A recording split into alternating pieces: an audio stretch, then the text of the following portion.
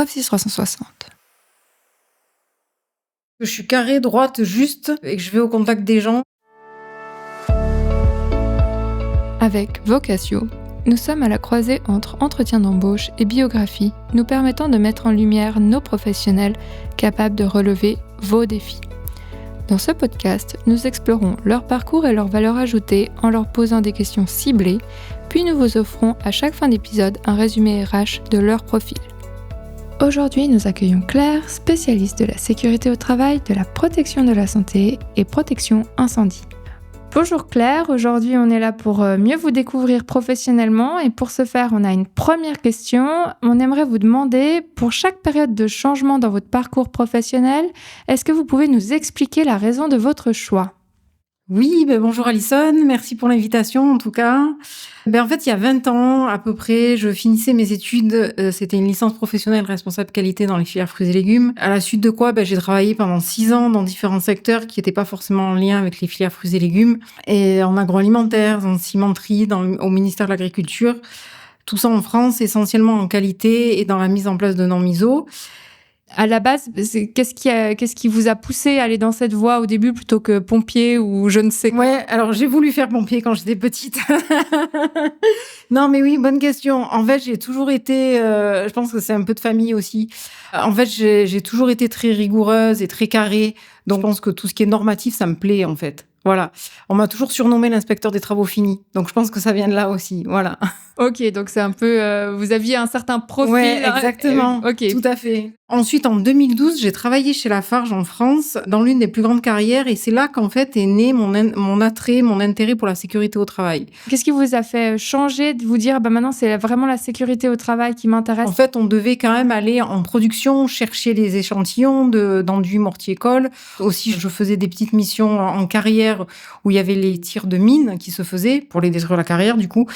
Tout ce côté un peu sécurité est venu à moi parce que c'est vrai que la sécurité au niveau de la carrière, ça m'intéressait beaucoup. Comment on organisait un tir de mine avec l'alarme qui sonnait. Et j'ai eu comme un déclic et c'est pour ça que j'avais osé donc démissionner à l'époque de mon poste et reprendre les études. Ouais. Donc en 2012 et du coup j'ai repris en master première année. Donc je suis montée en région parisienne, j'ai quitté ma Provence pour reprendre les études. Et donc en management de qualité, sécurité, environnement. Et ensuite, j'ai fait une deuxième année, un master deuxième année sur Marseille. Je suis redescendue dans le sud en qualité, gestion de l'environnement et développement durable. Et tout ça axé en fait sur les collectivités publiques parce que comme je dis toujours, je suis un pur produit industriel et je ne connaissais rien au fonctionnement du public. Donc du coup, ça m'a permis d'avoir les deux visions privées-publiques. Et en fait, c'est à partir de là, depuis 2012 que j'ai plus quitté, 2012-2013 que j'ai plus quitté la sécurité au travail. Et fin 2014, j'ai été contactée par une société de recrutement pour un poste en Suisse. Et c'est ainsi qu'en fait, le 7 janvier 2015, de Marseille, je me suis retrouvée au Locle. Et en fait, arrivée en Suisse, là, tadam, le grand changement, parce qu'en fait, mon master première année et deuxième année n'était pas du tout reconnu en Suisse, jugé trop académique. J'ai compris par la suite pourquoi. Et donc, c'est en 2018 que j'obtiens du coup le diplôme d'assistant sécurité. En 2019, le diplôme de chargé de sécurité CFST. Et en 2023, le brevet fédéral spécialiste sécurité au travail et protection de la santé. Et entre-temps, j'ai obtenu le diplôme de chargé de sécurité en protection incendie et la certification secouriste IAS 3. Donc voilà, pourquoi j'en suis arrivée là. Très bien, merci. On passe donc à la première question personnelle pour mieux comprendre comment vous fonctionnez au quotidien. Donc cette première question, lorsque vous avez un nouveau règlement, une nouvelle procédure qui est introduite, comment abordez-vous la compréhension de son impact global et comment est-ce que vous veillez à ce que les autres s'y adaptent efficacement ? Ce qui nous intéresse plus particulièrement, c'est de savoir en fait la dernière situation dans laquelle vous avez été confronté à un tel événement et qu'est-ce que vous avez fait ? Je dirais qu'en tout premier lieu, je vois déjà si moi-même je comprends la chose. Parce que bien évidemment, mieux vaut commencer par là, parce que si je n'arriverai à rien en fait si je comprends déjà pas moi-même ce qu'il faut mettre en place. Donc déjà, je commence par là. Et bien sûr, après, au besoin, j'hésite pas à demander de l'aide à certaines personnes. Encore faut-il s'adresser aux bonnes personnes. Du coup, c'est là que mon côté normatif et qualité va ressortir, parce qu'en fait, du coup, je vais procéder par étapes. Du coup, après, je vais réfléchir. Par exemple, quel service ou secteur ou personne serait concerné par cette nouvelle réglementation ? Et ça serait les achats, la production, les responsables ou les techniciens. Et quel impact pour chacun d'eux, en fait ? Alors, par exemple, tout récemment, j'ai été amenée à travailler sur un sujet sensible que l'on retrouve dans pas mal d'entreprises, qui est la gestion des produits dangereux, de la commande à l'élimination. Et en fait, je dis sensible parce que ce sujet va toucher presque tous les services et tous les employés de l'entreprise et qui peut remettre en question tout le fonctionnement des achats et du stock, justement, de l'entreprise, et notamment abolir certaines mauvaises habitudes qu'on rencontre, malheureusement bien souvent, qui sont les achats dits sauvages. Parce que, par exemple, aller chez Jumbo et acheter un produit A sans approbation, bien évidemment, car en fait, il est mieux que le produit B que le chef nous a dit d'utiliser, quoi. Je caricature, mais en fait, c'est ce qui se passe actuellement en 2025 dans les entreprises, que ce soit en Suisse ou même en France, pour l'avoir déjà vu.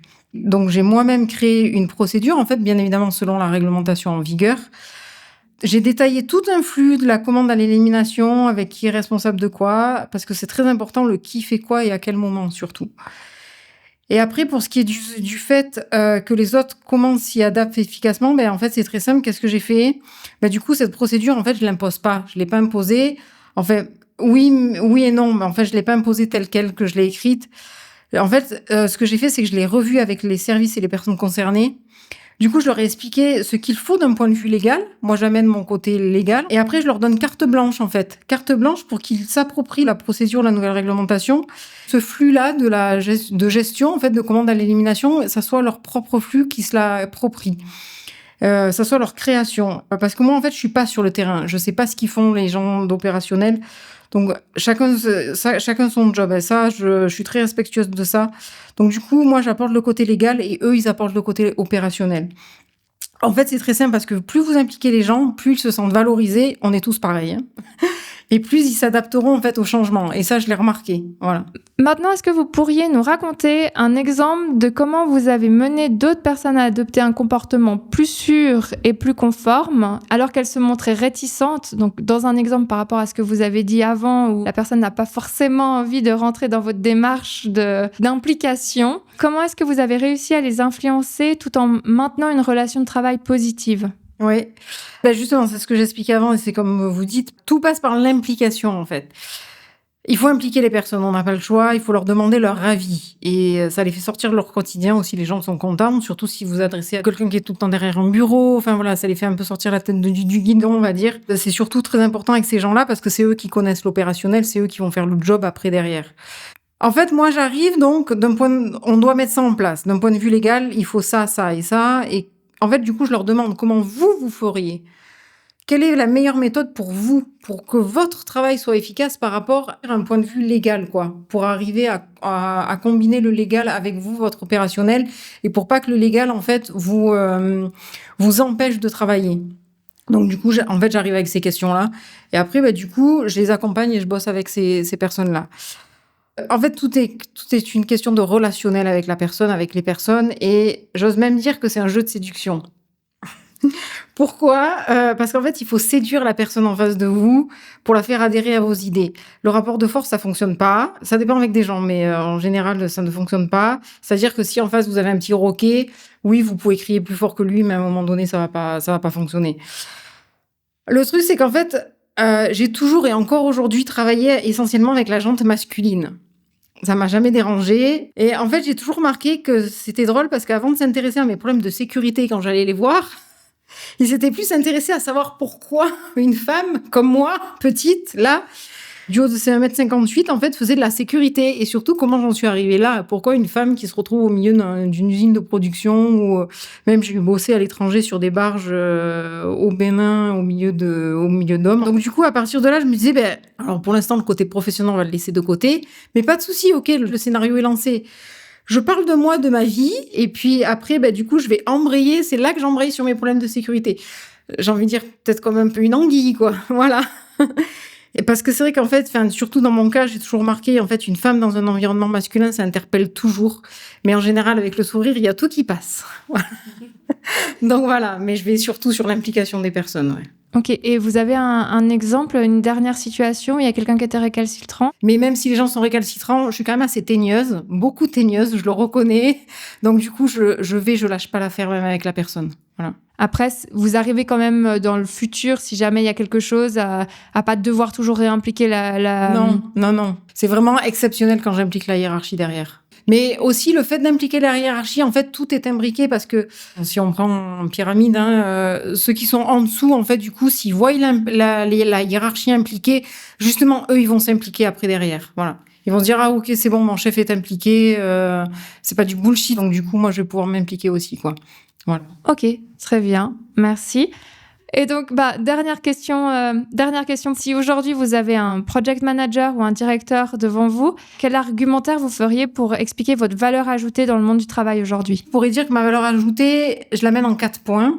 On voit toujours mon côté structuré quand même. Donc, si je suis carrée, droite, juste, et que je vais au contact des gens et que j'aide vraiment les gens, je les prends par la main s'il faut même, jusqu'à les lâcher parce qu'ils vont voler de leurs propres ailes. Et en fait, j'élève les consciences et les connaissances.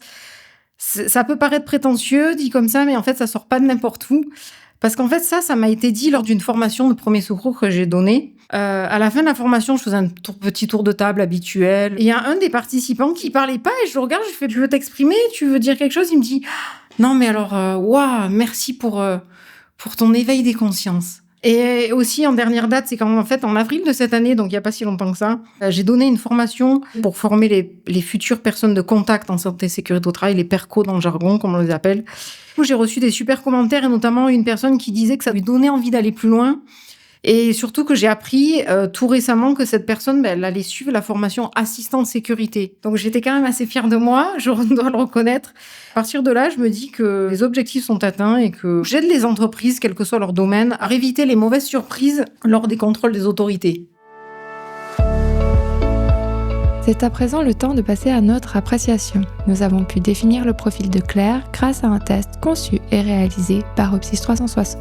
Claire est une professionnelle qui cherche à progresser au fil du temps, non pas dans une logique de performance à tout prix, mais grâce à des efforts constants et une approche cohérente. Cette manière de fonctionner, axée sur la constance plutôt que sur la compétition ou les défis extrêmes, contribue à une grande fiabilité et à une exécution réfléchie dans la durée. Cette méthodologie se reflète également dans ses interactions avec les différentes parties prenantes. Claire privilégie le dialogue, le raisonnement et la coopération plutôt que l'assertivité pour aborder des points de vue divergents ou encourager le respect des normes. Elle convainc de manière mesurée en recherchant l'adhésion plutôt que l'influence. Claire fait aussi preuve d'une très bonne capacité d'adaptation. Elle accueille la nouveauté, l'innovation et les situations en évolution avec curiosité et ouverture. Cette disposition lui permet d'intégrer de nouvelles méthodologies ou de s'orienter dans des contextes changeants tout en apportant une attitude constructive orientée vers l'amélioration continue. Pour autant, elle ne perd jamais de vue la structure et la fiabilité d'un projet. Claire évolue aisément dans des environnements où cohabitent stabilité et changement ponctuels, faisant preuve d'une flexibilité tout en conservant le sens de l'ordre et de la rigueur. Cette combinaison est un atout précieux dans des contextes complexes qui requièrent à la fois perspective et adaptabilité. L'épisode de Vocatio sur Claire est à présent terminé, mais la carrière de Claire continue. Si vous avez été intrigué par son profil et que vous pensez qu'elle pourra vous aider dans vos projets de sécurité, n'hésitez pas à nous contacter à l'adresse contact@opsis360.ch.